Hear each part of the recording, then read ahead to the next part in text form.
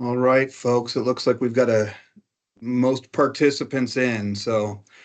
Um, welcome to this week's coffee break at Long. I'll introduce Brent Kellum here in a minute, but I just wanted to make everyone aware, if you're a normal participant or a frequent participant in these long coffee breaks, you'll know that we typically don't answer questions during the coffee break.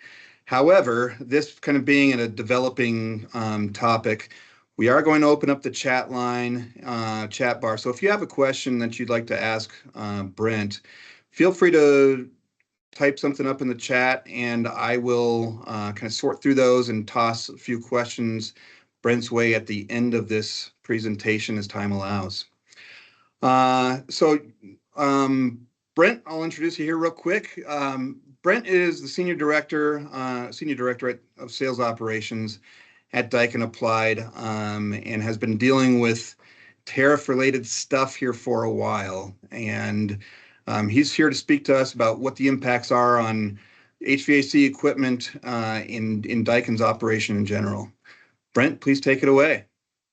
Great. Hey, thanks for the intro, Matt, and thanks for having me on today.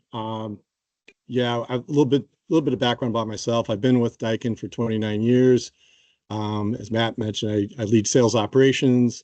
That includes pricing. So the tariff situation is near and dear to our heart because it definitely impacts us. So I'll go ahead and move to the next slide.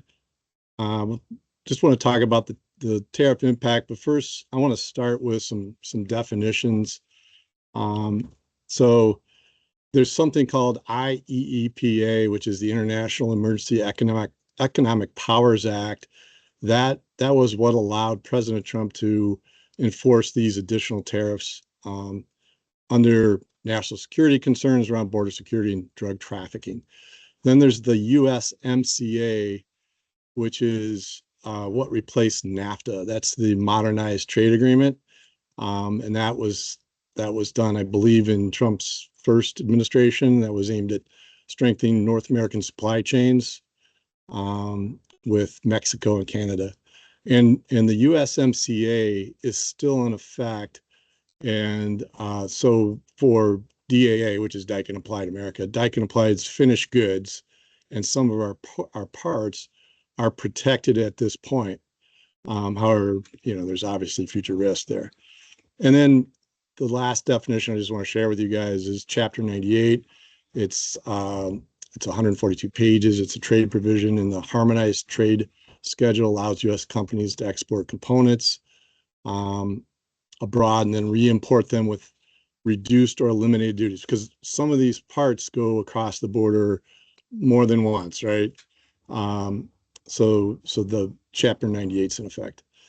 And then I started putting a timeline of events down so that you can kind of see what's developed. But back on March 3rd, the IEEPA issued a potential draft exclusion of Chapter 98. That was March 3rd.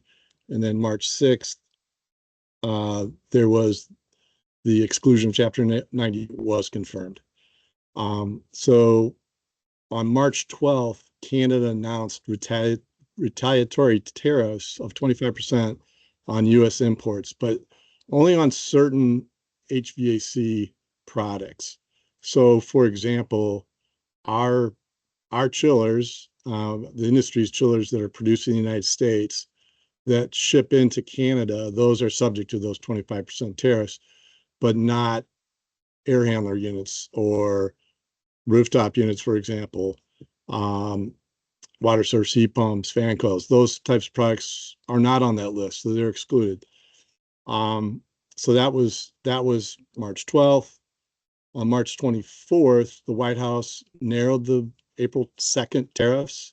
It was very broad, and they narrowed it. April 1st, we had a 5% blended price increase across the board, all products on all new orders.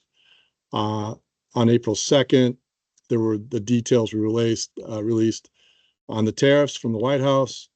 And then April 3rd through the 14th, I've got I've got some additional details, but it's basically we're in a tit for tat situation with China. Here's another way to look at it in terms of the sequence of events. Back in December, before President Trump took office, he announced via social media that he was going to do the 25% tariffs on Mexico and Canada, and then 10% on the EU, 10% on the rest of Asia. President Trump took office January 20th, announced the concern about the border and fentanyl, and invoked the IEEPA, which I mentioned earlier. So in February, the China IEEPA tariffs, in addition to 301, was 10%, so 25 plus 10, so a total of 35% in February for China. Mexico, Canada, 25%. And then the 232 tariffs, 25% for steel and aluminum, including the derivatives. And then in March, the 25% tariffs that were announced were implemented for Mexico and Canada. Then China got bumped by 10, so that bumped it to 45% total. Again, the tariffs on the steel and aluminum, that was delayed, but implemented March 12th. And then the IEEPA 25% tariffs were removed on March 7th for USMCA products, which is important for us because we do have 2 manufacturing facilities in Mexico, one in San Luis Potosi and one in Tijuana. We're expanding both those operations, so it was very important to us. I'm going to skip April because there's been a flurry of activity in April, and I cover that on the next slide. So April 2nd was the long promised reciprocal tariffs, and that was a 10% baseline on imports from all countries. But then it varied by country. For example, 20% tax on imports from the European Union, 25% on South Korea, 24% Japan, 32% on Taiwan. So it varied. But importantly for us, the White House said that the USMCA compliant imports can continue to enter the U.S. duty-free once those countries have satisfied those demands. So April 3rd, those previously announced auto tariffs began. Mark Carney from Canada, the Prime Minister of Canada, mentioned that they will match the 25% levies with the tariff on vehicles. And then April 4th, China announced its plans to impose a 35 or 34% tariff. And then I go to the next slide, and this continues. You can see April 5th, there were the 10% universal tariffs, putting China's effective rate or tariff total at 30, which I think I mentioned earlier. But then April 9th, President Trump hit China with an additional 84% levy, raising that total to 104%. That's a big deal because a lot of the components that we use in our products, and I assume the industry uses, a lot of products from China as well. That impacts our costs, right? So in reaction to that, on April 9th, China announced retaliatory tariffs at 84% on all imports of U.S. goods, further escalating the war. And then on April 9th, President Trump raised tariff to at least 145%.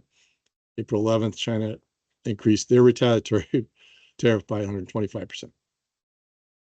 But there was a lot of confusion over last weekend, I guess April 13th, about whether certain products that come from China, primarily like smartphones and computers and consumer electronics, would be excluded.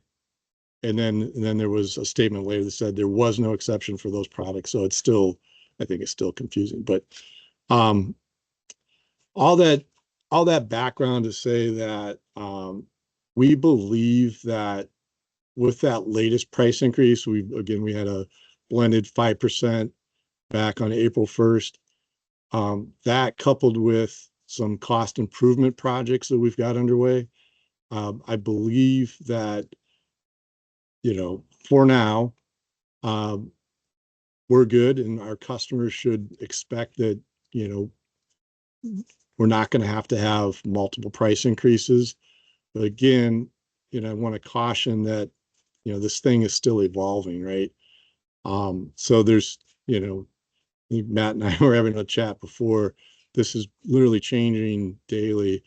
I unfortunately I didn't have a chance to check the news yesterday, but things are changing all the time. But I would say at the moment, with that 5% price increase April 1st and some cost improvements, I think we're going to be able to hold off for the foreseeable future.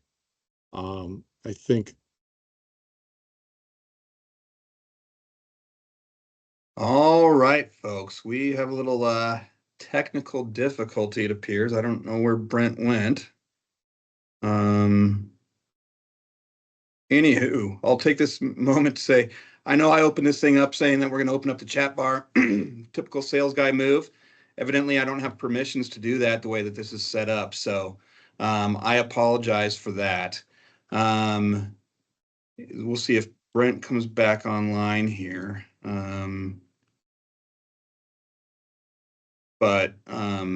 Yeah, what I would say is, I know what I was going to ask Brent was, how is this on the heels of, COVID and the COVID era price increases and all of us, for me, that's the biggest nervousness of, am I going to have to relive all that stuff? And so I'm hoping with, that coming off the heels of all that uncertainty in our industry and everything that caused, what I would say is that I know most of our manufacturers have beefed up their supply chains and either become brand agnostic to components such as VFDs and a lot of that stuff that was wreaking havoc in our industry.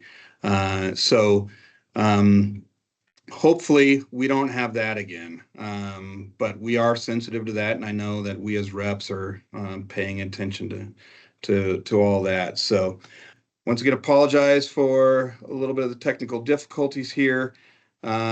Stay tuned as this develops. We will keep you abreast of the situation. But thank you for joining us today. Hopefully all goes well. Enjoy your day. Thank you. Bye.